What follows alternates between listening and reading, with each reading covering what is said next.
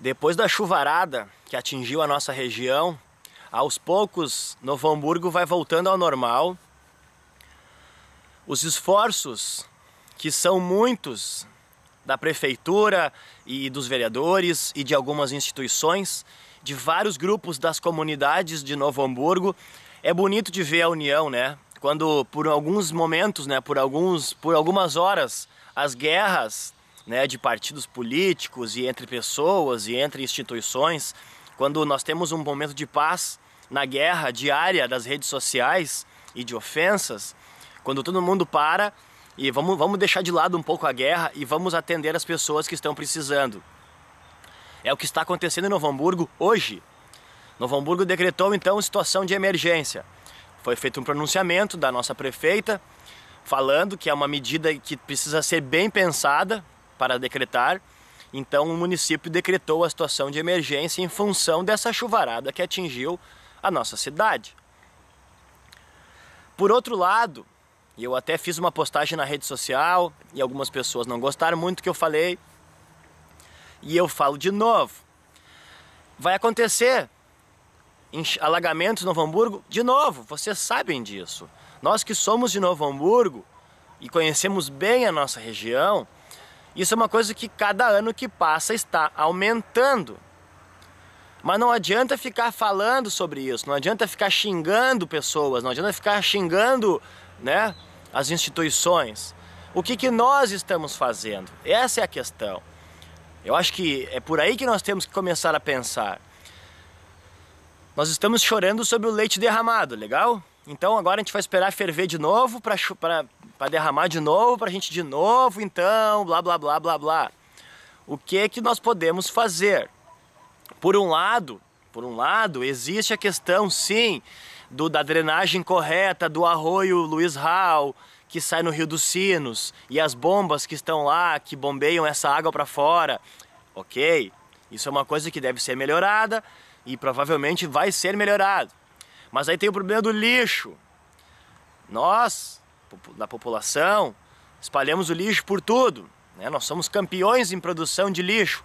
O plástico, que é uma maldição da humanidade, esse plástico que sempre vai parar no rio, sempre vai parar no arroio, porque o plástico ele vai andando, ele cai para dentro do arroio, depois ele vai lá e entope as bombas, entope os bueiros, entope todo o sistema. Aí a água começa a sair por algum lugar, porque a água precisa passar por algum lugar. Sem ficar chovendo no molhado, né? Há mais de 10 anos que eu faço palestra nas escolas. E curiosamente, eu que fui um dos piores alunos, né? Eu não era um aluno mau, mas eu era um aluno escamado, como a gente fala. Que não fazia trabalho, que não estudava e passava sempre com recuperação. E fazia muita bagunça e parava sempre na secretaria.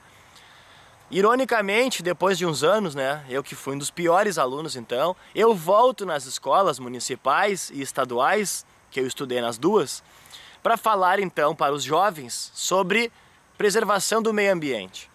Mas sem esse papo de ecochato, como nós costumamos falar, né? Porque o assunto preservação, ele ainda está muito ligado a um problema de radicalismo. E nós estamos vendo que o radicalismo não leva a nada, a não ser a guerras. Não adianta ficar reclamando e só atacando.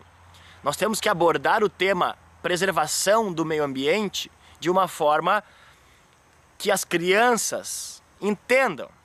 Eu me lembro bem que quando eu era aluno do Cecília Meirelles, uma escola municipal no bairro Operário, uma escola fantástica, uma escolinha pequenininha que teve, digamos assim, um papel fundamental na minha vida, lógico. Mesmo eu sendo um péssimo aluno, eu aprendi muito naquela escola. Porque era uma escolinha de bairro, nós tínhamos uma horta, Nós tínhamos lá a tia Nica, merendeira, fantástica, com uma paciência de mãe do tamanho de um elefante. Nessa escola existiam campanhas de separação de lixo, de preservação de meio ambiente, mas mesmo assim era muito superficial, não era aprofundado o tema. É lógico que agora, 30 anos depois, mais ou menos 30 anos depois, né, desde a época que eu era aluno para agora, 20 anos, vamos falar assim, o mundo evoluiu muito, né? E as pesquisas evoluíram muito e os problemas também aumentaram de lá para cá, né? A Novo Hamburgo de 20 anos atrás não é mais a mesma de hoje, é muito diferente. Infelizmente, alguns problemas aumentaram. Falando sobre tudo isso, então, a abordagem do tema meio ambiente, ele acabou tomando outros rumos. Quando nós falamos em preservação do meio ambiente, que está ligado diretamente a preservar árvores, digamos assim, é a primeira coisa que nos vem à cabeça. Nossa, isso é uma coisa desse tamanho, isso é quase nada. Aí tem a questão do lixo, que nós falamos tanto, né? Porque daí o lixo nosso de cada dia, ele interfere no alagamento da nossa cidade. A gente produz muito lixo e esse lixo sempre escapa, mesmo colocando na lixeira, mesmo colocando no caminhão, na coleta seletiva, ele sempre vai parar onde não deve. Então a questão de falar nas escolas é para as crianças, porque os adultos infelizmente às vezes não adianta mais falar. As crianças desde agora então, preparando elas para um futuro melhor, quando elas então se tornarem adultas, elas vão saber que elas não podem mais gerar tanto lixo assim como nós estamos gerando hoje. Essa questão de separar o lixo e botar 2 sacolas na lixeira não adianta nada. O lixo orgânico não pode ser colocado na lixeira de forma alguma.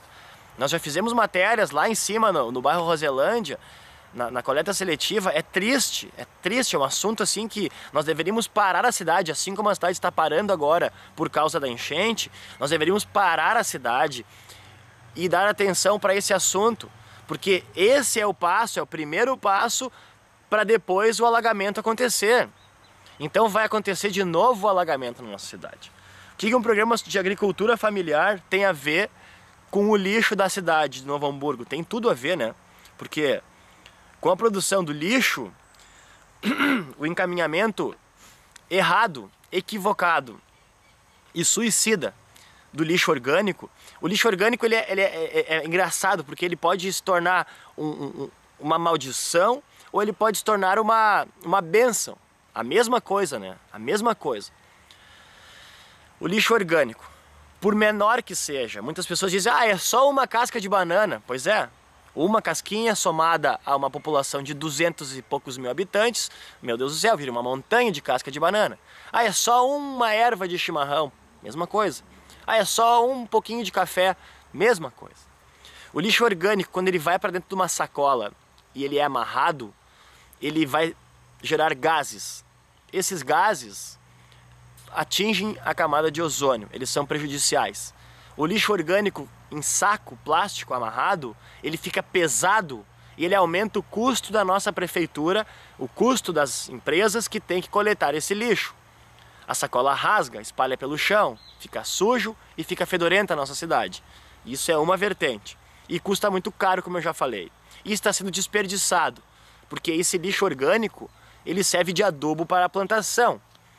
Então, se esse lixo orgânico for realmente destinado para a plantação, ele se transforma em adubo orgânico e é um adubo riquíssimo. Os agricultores diminuem o seu custo de produção, porque é um adubo de altíssima qualidade que está sendo produzido na propriedade rural. Aí gera minhocas, e aí as minhocas atraem as colônias de bactérias fixadoras de nitrogênio, como a gente chama, e aí segue um outro caminho e vira uma maravilha. O lixo orgânico exposto ao céu aberto, claro, sem restos de comida, porque daí cria larva e isso é um outro problema. Resto de comida a gente dá para cachorro, resto de comida a gente joga dentro do açude para os peixes, resto de comida, na verdade resto de comida nem deveria existir, né? Mas enfim, às vezes sobra, não tem o que fazer. Ele tem outros fins. Eu estou falando sobre o lixo orgânico de cascas e resto de chimarrão, e chá, e erva, e pó de café e tudo mais. esse adubo tão importante na agricultura, né? Tão importante na agricultura, ele faz falta no meio rural. Muitos agricultores precisam comprar adubo por não ter um volume de lixo orgânico. Então voltamos nas escolas, né? Imaginem um plano, e isso faz parte de um projeto que nós temos, mas às vezes a gente não consegue encaixar ele. Nós temos um projeto de coletar o lixo orgânico das escolas e encaminhar ele para Lomba Grande. Aí se transformaria isso num grande centro de adubagem, de criação de adubo orgânico, e esse adubo seria distribuído entre os agricultores. Isso seria uma das vertentes. Olha só o que eu encontrei agora de manhã, quando eu fui no supermercado. Vamos ver se dá pra ver o que está escrito ali, ó. Tá? Nada contra essa empresa, é lógico. Mamão que veio do Espírito Santo. É longe. Olha o tamanho da caixa. Essa caixa chegou aqui na nossa região de caminhão, é claro. Então, só dando de novo um toque nesse assunto, né? Por que é que nós estamos comprando mamão do Espírito Santo se nós podemos produzir mamão no pátio das escolas? Ah, mas não sei o que, o preço e tal. Bom, e o transporte daí disso? Porque são mais de 1.000 quilômetros que essa caixa de mamão precisa percorrer lá do Espírito Santo até lá em Porto Alegre, porque a central é lá. Então esse caminhão passa nas nossas estradas, estragando as nossas estradas, porque daí esse dinheiro é da nossa arrecadação que nós temos que pagar, porque é uma empresa que está ganhando dinheiro em cima disso e não está colaborando como deveria para o nosso asfalto. Vem estragando o nosso asfalto, vem poluindo o meio ambiente e ainda tira emprego da nossa região. Aí vai até Porto Alegre de caminhão, aí sai um caminhão daqui de Novo Hamburgo, né, para ir até lá em Porto Alegre para buscar então essa caixa de mamão. Então, de novo, é mais um caminhão na BR, é mais um caminhão estragando o asfalto da nossa cidade, é mais um caminhão estragando o asfalto dentro da nossa cidade, é mais um caminhão para trancar o trânsito. Todo mundo tem ódio de caminhão, né? Porque o caminhão, infelizmente, né, ele é muito bom, mas por outro lado ele atrapalha e a gente fica com raiva de ficar atrás do caminhão parado. E é claro, é muito caminhão porque é muita coisa que nós estamos comprando de fora. Então, de novo, sai todos os dias, saem centenas de caminhões de dentro da nossa cidade para ir até Porto Alegre, para encher de coisas lá, porque a gente não pode produzir aqui, né? A gente tem que comprar de fora. Aí volta o caminhão de novo, trancando a estrada, causando buraco, poluindo e tirando emprego da nossa região. Aí esse caminhão então vai até, muitas vezes ele vai para uma outra central aqui em Novo Hamburgo, e depois dessa nossa central vai um outro caminhão lá para buscar isso e para distribuir. Olha, é um sistema suicida que nós estamos vivendo. Mas isso são coisas que a gente parece que não enxerga, né? A gente não enxerga ou a gente não quer enxergar, né? Então, quando a gente fala em preservação do meio ambiente, quando a gente fala em congestionamento, né? A agricultura familiar, ela está muito ligada ao congestionamento das nossas cidades. Porque se nós estivéssemos produzindo tudo em Lomba Grande e entregando aqui em Novo Hamburgo, vai diminuir o número de caminhões na BR-116, isso é fato, isso é fato. Por mais que existam 1.000 pessoas que vão discordar de mim e dizer um monte de coisa e cada um fala no que acredita, mas isso eu preciso garantir. Produzindo produtos em Novo Hamburgo, e entregando de Kombi, entregando de carroça, entregando até de caminhão, é outra situação. Vai diminuir a destruição dos asfaltos da nossa cidade, isso é fato. Falando ainda sobre produção de alimentos locais, isso deve ser falado nas escolas, porque eu fui descobrir isso depois de adulto. Eu nunca escutei isso na escola, mas agora eu falo. Por isso que eu abri antes dizendo sobre as escolas, quando eu era um péssimo aluno. Nunca eu escutei uma professora minha dizendo, talvez eu não estava nessa aula, mas eu não me lembro, porque eu perguntei para alguns colegas meus, eu já perguntei inclusive para algumas professoras minhas. Vocês falavam sobre isso? Não. Então, hoje eu falo isso nas escolas. Talvez naquela época não tinha tanto problema na BR, né? E realmente não tinha, mas hoje tem. Talvez naquela época nós não tínhamos tantos problemas com engarrafamentos na BR, que eu já falei, e não tínhamos tanto problema de alagamentos na nossa cidade. E isso também está ligado diretamente aos alagamentos da nossa cidade. Intervalo comercial, depois eu quero falar sobre permacultura.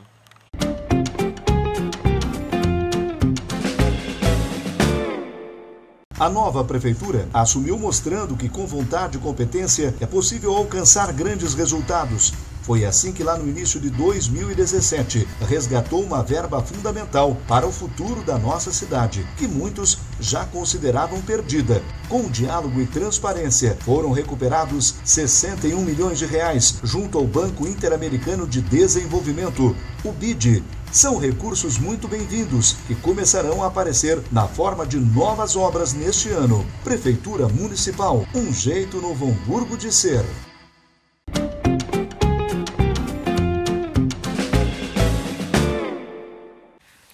Permacultura. Tá aí um assunto que eu sou apaixonado, mas mesmo. E infelizmente eu nunca escutei na escola, naquela época, né? Mas hoje, quando eu faço palestras nas escolas, eu falo para os jovens sobre permacultura. É um dos empregos do futuro. Permanente e agricultura é a união de duas palavras. Ela não existe no dicionário porque foi criado na década de 70 por dois filósofos, agricultores e gênios, David Holmgren e Bill Mollison.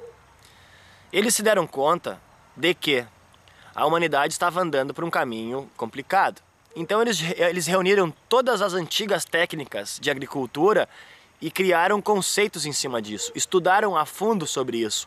Mas eles estudaram as coisas mais simples que deram certo. Porque infelizmente hoje em dia parece que a gente pega uma coisa simples e transforma numa coisa altamente cara e produtiva. E não é essa a questão. A questão é pegar uma coisa que dava certo e manter ela dando certo. Porque muitas vezes a gente transforma e estraga. Permacultura. Utilização de todos os recursos naturais disponíveis, devolvendo eles para a natureza melhor do que nós encontramos. Olha o cronômetro aqui. Cronômetro. Tu vê, o cronômetro é uma coisa altamente tecnológica e dá certo. Antigamente tinha que virar o coisinho aquele para terrinha, para areia ficar caindo, né? Também dava certo. Mas daí, como o tempo foi aumentando, tinha que fazer cada vez um caminhão de areia, né? A permacultura, ela nos ensina, ela aproveita e ela faz pensar, essa é a grande coisa. De novo as escolas, de novo falando sobre educação. Quando eu falo nas escolas que nós vamos fazer uma coisa, por exemplo, qualquer coisa, ela tem que ter uma dupla funcionalidade. Ela deve servir para mais de uma coisa. O exemplo é o lixo orgânico. Ele pode servir para duas coisas, para uma coisa ruim às vezes ou para uma coisa boa. Separando o lixo orgânico e encaminhando ele para o lugar correto, ele vai se tornar uma coisa positiva. Mandando o lixo orgânico para o lugar errado, ele vai ser mais um problema. Então, a gente comeu uma fruta, tá aí a casca dela, bota fora, transforma numa coisa boa e depois isso transforma em adubo. Isso é uma das coisas. Outra coisa que a permacultura fala muito é sobre água, voltando ao assunto água. A água ela deve ficar na propriedade o máximo possível, ou nas residências ou nas empresas. E eu não vejo isso acontecendo na cidade, pouquíssimo, e nas áreas rurais, menos do que deveria. A Fevale, uma instituição conhecida nossa, tão querida nossa Fevale, que forma profissionais tão importantes e que em breve vai estar formando também, vai começar com os cursos de permacultura, porque ele ainda não é reconhecido pelo MEC no Brasil. Em outros lugares, sim, já existe essa profissão registrada e certificada com número de registro. No Brasil ainda não. Mas algumas universidades já estão dando cadeiras de permacultura e já existem cursos técnicos de permacultura e já existem cursos ilegais sobre permacultura, preparando profissionais para um futuro que está aí chegando, né? Onde as empresas vão ter, sim, dentro das suas organizações, um setor de meio ambiente ou até, quem sabe, um setor de permacultura.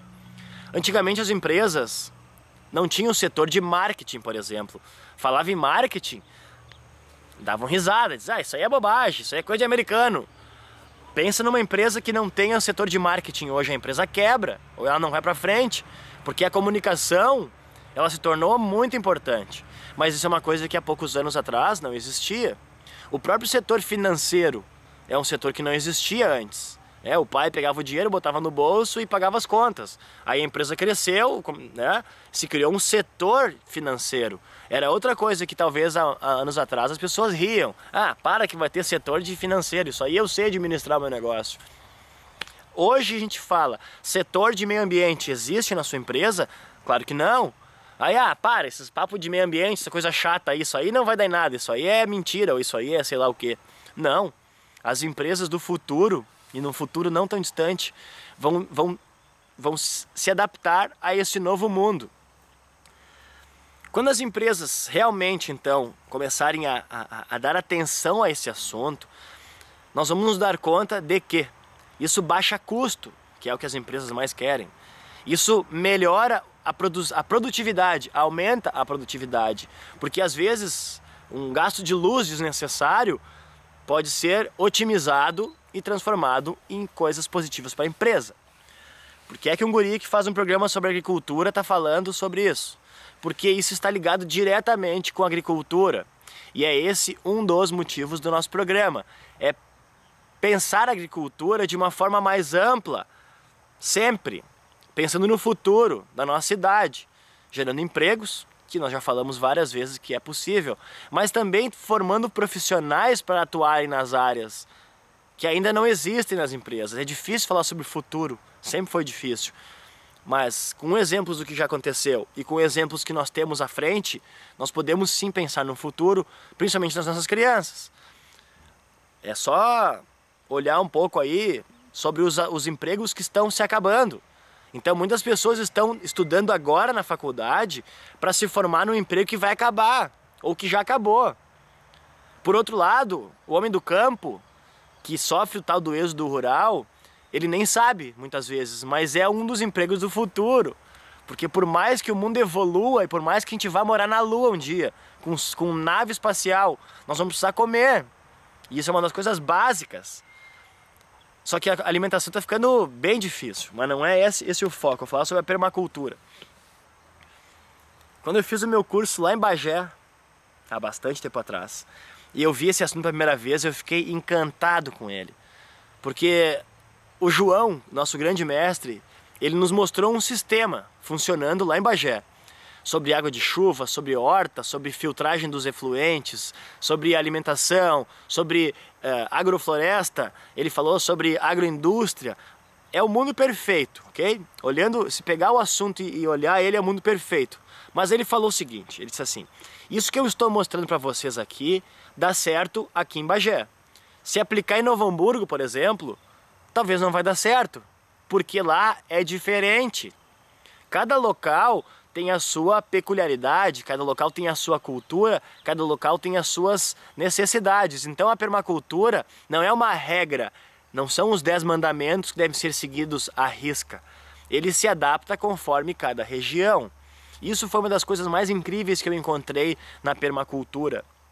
E ao passar de muitos anos, eu que apliquei a permacultura em Novo Hamburgo, em especial em Lomba Grande, que é uma situação, e no litoral, que já é uma outra situação bem difícil. Então eu trabalhei com permacultura em 3 pontos bem distintos. Lá na Pampa, que é uma situação, em Novo Hamburgo e no litoral, que são 3 mundos distintos. Eu não tive a oportunidade de trabalhar muito na área da Serra, eu gostaria muito de ter trabalhado lá. Eu trabalhei no Morro Reuter, algumas situações, mas não me aprofundei muito.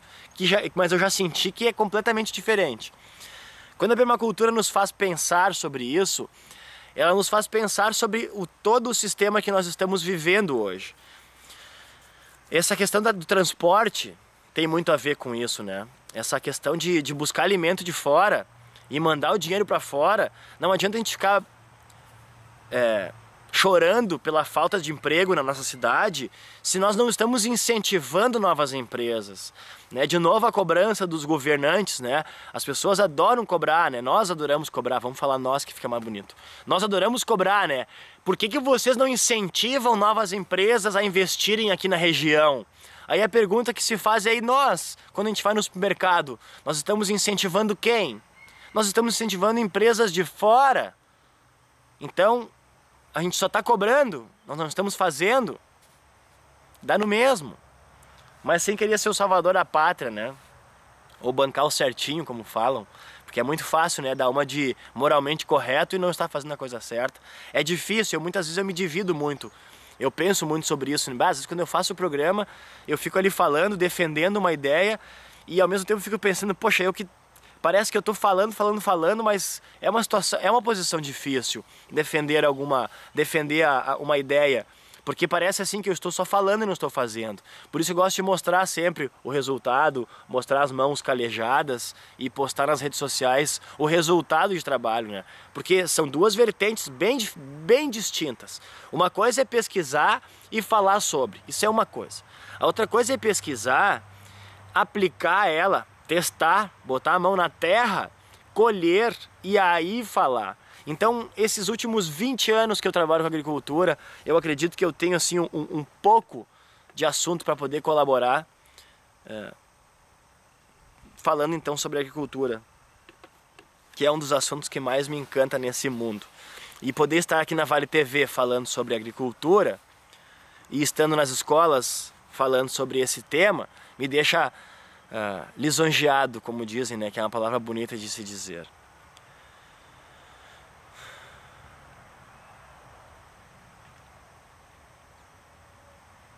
A nossa cidade, né, Novo Hamburgo, eu tenho certeza que nós vamos conseguir novamente transformar a nossa cidade na capital nacional da coleta de água de chuva. Nós vamos talvez transformar... Títulos não são importantes, na verdade, né, mas nós adoramos eles, né. Então o nosso título de capital nacional do calçado, né, que é um título que a gente ainda leva e nós vamos levar ele para sempre. Mas a gente não pode morrer agarrado nele, né? Tipo a história do quem mexeu no meu queijo, que é uma história aí clássica dos cursinhos de marketing que nós fazíamos há muitos anos atrás. Nós podemos transformar Novo Hamburgo em várias capitais nacionais. A capital nacional da coleta de água de chuva é uma delas. A água que cai lá na Fevale, tá? Olha o tamanho que é a Fevale, a nossa grande universidade Fevale. A água que cai lá, eu até ia falar antes e aí mudei de assunto. Vamos voltar na Fevale. Sem querer falar mal da Fevale, pelo amor de Deus. Mas eu quero usar o exemplo. Quantos telhados tem na Fevale? Eu não sei, eu sei que são vários. A Fevale é uma grande coletora de água. Só que quando cai a água lá no telhado da Fevale, ela escorre no telhado para a calha, da calha para um sistema eficiente que eles têm lá de mandar água embora. Essa água desce ali para o lado do bairro Guarani e cai naquele arroio ali embaixo que eu não sei o nome, que vai passar lá na antiga de Melo, lá embaixo. E esse aí é o valão da Vitor Hugo, né, que se junta no arroio lá embaixo e aí vai inundar lá no bairro Santo Afonso. Então a culpa não é do povo, muitas vezes, como a gente fala, o povo suja as calçadas e não guarda água da chuva lá embaixo. Não, o problema começa lá em cima. A Maurício Cardoso, com seus prédios maravilhosos também, e agora existe uma legislação que é cumprida assim nas coxas, como a gente fala, em que todos os prédios devem coletar água de chuva. Mas isso é o mínimo que tem que ser feito. Mas a questão não é a exigência de lei, a questão é o que nós podemos fazer. Então se a Fevale tomasse a frente dessa questão, eu tenho certeza, de novo, que o exemplo que a Fevale vai dar para nós, para toda a população, vai ser fantástica. A vila que fica pro lado de lá da Fevale, a Vila Sapo, como eles chamam, eu andei esses dias ali, eu fiquei olhando, lá de baixo o Teatro Fevale, quando a gente olha lá para cima, né? Nossa, uns canos gigantescos assim de água,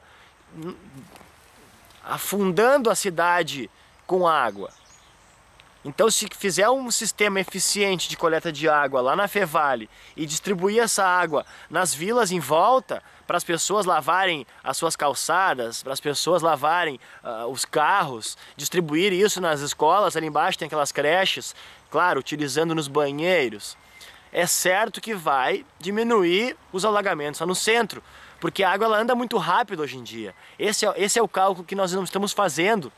Quanto tempo demora uma gota de chuva, uma gota, que cai lá no telhado da Fevale para chegar lá no bairro Canudos? Alguns minutos. Antigamente, quando não existia nada lá na Fevale, que era só um campo com algumas árvores, e eu me lembro ainda disso, quando caía uma gota de água lá, ela batia na árvore ou na terra e ficava lá. Essa água ficava lá. Ela inundava um pouquinho ali embaixo no bairro Guarani, mas era pouco. E essa água aos poucos ia andando. Hoje em dia essa água em minutos ela chega no arroio. E dessa forma que nós estamos vivendo em Novo Hamburgo agora, não vai dar certo. É só esperar chover de novo. Ó, tá aí a água, tá chovendo de novo. Se chover acima de 50 milímetros, que a gente já sabe, vai inundar de novo. E aí as pessoas vão começar a brigar de novo e vão começar a culpar a prefeita de novo. Aí começa a misturar as coisas, porque é obra do centro, que não sei o quê, porque não sei o quê, porque lá não sei quando. Aí começa a virar uma misturança. E aí quando eu olho, eu fico olhando na rede social, é um monte de gente se acusando e se xingando e se ofendendo. E aí passa a chuva, ninguém mais fala no assunto. Aí começa a falar sobre outra coisa. Eu sei que a humanidade tem esse problema, né? Nós sempre temos um assunto que é o que a gente fica sempre brigando, e brigando, e brigando, e brigando, e brigando. Mas vamos tomar de vez essa lição dessa última chuvarada, essa última agora, porque não foi a última, né? Vai chover de novo. E realmente solucionar um dos problemas da nossa cidade, que é a água. Ensinar nas escolas, as crianças, e a Comusa já fez isso e deveria fazer mais. Guardar essa água sagrada que nós temos sobrando em Novo Hamburgo. Pior era se faltasse. Se nós estivéssemos na seca, aí nós estaríamos brigando porque não sei quem que não tem água, porque a culpa é da prefeita. E a culpa da prefeita ia ser porque não tinha água, né? Eu falo prefeita, pode ser dos vereadores, pode ser de seja lá quem for. Estou dando exemplos aleatórios, ok? Numa terça-feira abençoada. Segue o baile.